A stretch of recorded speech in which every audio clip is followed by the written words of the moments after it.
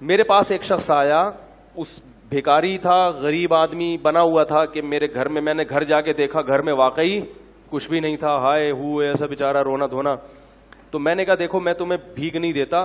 اس نے کہا میں ہوں بھی خاندانی آدمی, مجھے بھیک کے پیسے, یہ خاندانی کا لفظ میں نے وہاں سے بہت زیادہ سیکھا ہے. کہہ رہے ہم خاندانی لوگ ہیں, ہم بھیک. تو کہہ رہے میں نے کہا ٹھیک ہے پھر آپ مزدوری کرو. کہہ رہے میں ریڑھی لگاؤں گا. میں نے کہا چلو. میں خود اس کے ساتھ جوڑیا بازار گیا, وہاں سے 2 ریڑیاں خریدیں اپنے خرچے پہ, اس کو دیں. میں نے کہا کیا آم کا سیزن چل رہا تھا, میں نے کہا ٹھیک ہے یہ پیسے لو, جاؤ آم لے کر آؤ. اور میں نے تھوڑا سا پروفٹ اپنا اس میں رکھ لیا کہ جتنی ارننگ ہوگی اس میں اتنے فیصد مجھے دے دینا, ٹھیک ہے نا. تو آپ نے وہ ارننگ لے کے وقف کر دیا. اپنا بزنس بھی کر سکتے ہو ایسے. تو میں تو آپ کو وقف بزنس تو آپ بہتر جانتے ہیں نا, میں تو آپ کو کہہ رہا ہوں فی سبیل اللہ اس طرح بھی رقم وقف کی جا سکتی ہے. تو بھائی 20% مجھے دے دینا, پھر ہم نے اس کی جو بھی شرائط آدمی کر لے کہ میں نے کیا کرنا ہے اس کا. تو جوڑیا بازار سے ہم نے اس کو 2 ریڑیاں دلائیں. اس کو ہم نے پھر آم اور کیلے اس کا اس نے بزنس شروع کیا. اس کو میں نے پہلے 20,000 روپے دیے, پھر 35,000 روپے. اس نے بزنس کیا, کمانا شروع کیا, 20% مجھے دیتا, 80% خود رکھتا, اور ٹھیک ٹھاک پروفٹ ہونا شروع. پھر جی آیا کہ وہ میں اصل میں گودام لینا چاہ رہا ہوں تاکہ میں مال کیا اٹھاؤں, کاروبار تو بڑھتا ہے نا. پھر ہم نے کہا جی اچھی بات ہے. گودام بھی گھر کے قریب ہی کہیں دیکھ لیا. اس کا وہ گودام میں نے جا کے دیکھا بھی, چیک بھی کیا.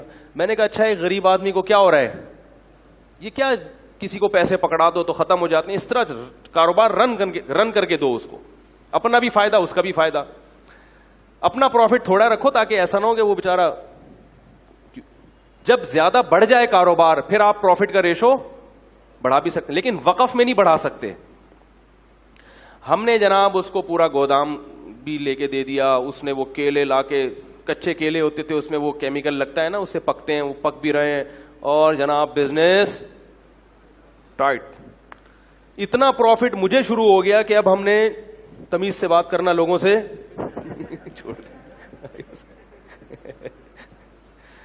سمجھ میں نہیں آ رہا تھا. گاڑی جو ہے ہم کرولا لیں, وٹس پہ ہاتھ ڈالیں, وٹس چھوٹی گاڑی ہے, مزہ نہیں آئے گا. یعنی اس میں بہت بڑا کاروبار ہو گیا. گودام کے گودام بھر گئے بھائی, نواب شاہ سے ڈائریکٹ زمینوں سے مال اٹھ رہا ہے. ٹائم لگتا ہے لیکن بڑھتا ہے کاروبار.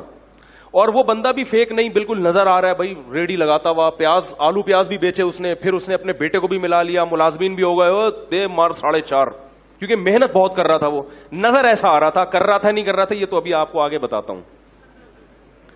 اب لوگ میرے پاس آنے لگے, مفتی صاحب یار ہم بھی چاہتے ہیں اس کاروبار میں اپنا حصہ ڈالیں. میں نے کہا ٹھیک ہے بھائی, اگر وہ بندہ کما کے دے دیتا ہے تو بھائی قاری صاحب آپ بھی آ جاؤ, بھائی فلاں صاحب. شکر ہے ایک قاری صاحب ہی آئے, وہ بھی مالدار آدمی تھے. اس کے علاوہ پھر میں نے کسی سے, میں نے کہا نہیں بھائی اس کو ایک دیکھتے ہیں, ابھی چلنے تو دو, ابھی تو 1 سال بھی پورے طور پر نہیں ہو سکا.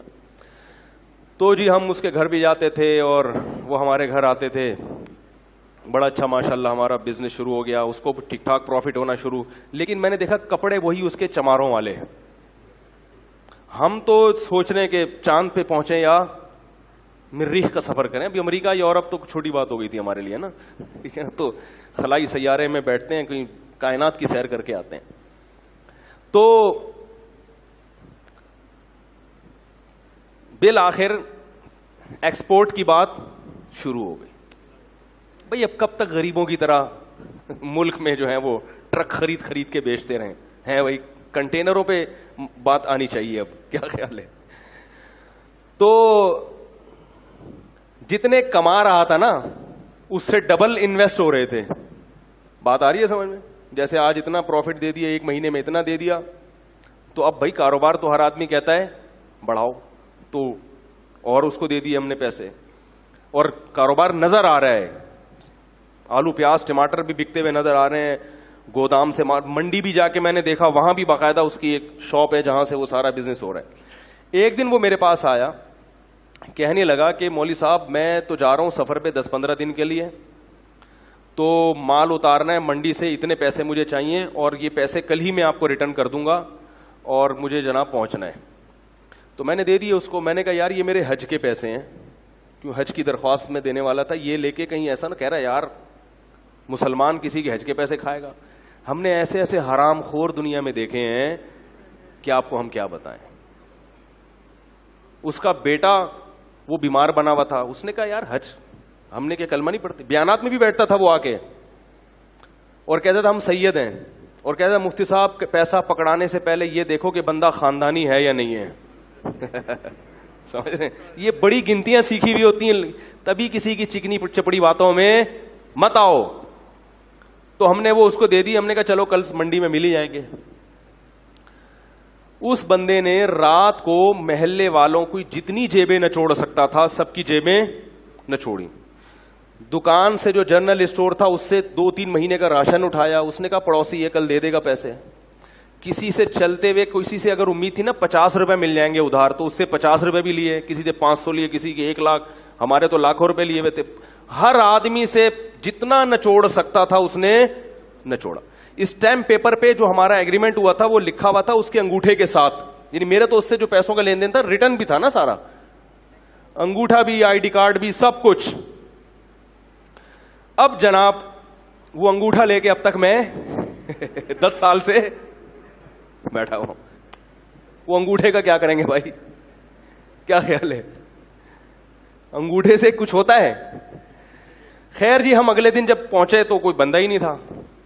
پتا چلا کہ راتوں رات گودام بھی اس نے اس کا بھی سودا کیا ہے, گودام والے کا 3-4 مہینے کا کرایہ بھی ہضم کیا, اور جتنا مال گودام میں پڑا تھا پہلے سے اس نے کوئی اس کا سودا کیا ہوا تھا کہ بھئی اس کا پروگرام تھا اس دن بھاگنے کا. وہ راتوں رات اس نے سارا مال سستے داموں بیچا. وہ پیسے الگ, ہمارے پیسے الگ, جو ہمارا پروفٹ تھا وہ الگ, حج کے پیسے الگ. اور محلے والوں میں کسی سے 500 لے سکا, 50 لے سکا, 10 روپے مل سکے, جنرل اسٹور والے سے پیسے لے کے 12 سال ہو گئے میرے بھائی, 10 سال ہو گئے, صرف انگوٹھا ہے اس کا میرے پاس. 10 سال کے بعد میں نے کرنا سوچا کہ اس انگوٹھوں کو دیکھ کے کیا آدمی حسرت کرے, اس انگوٹھے کو بھی, کیونکہ کچھ بھی نہیں ہو سکتا, کچھ بھی نہیں ہو سکتا. کراچی اتنا بڑا ہے کہ وہ غائب. پھر پتا چلا کہ محترم کا بزنس ہی یہی ہے, یہ غریبوں والے کپڑے پہنتے ہیں, گھر میں کوئی بھی چیز نہیں رکھتے.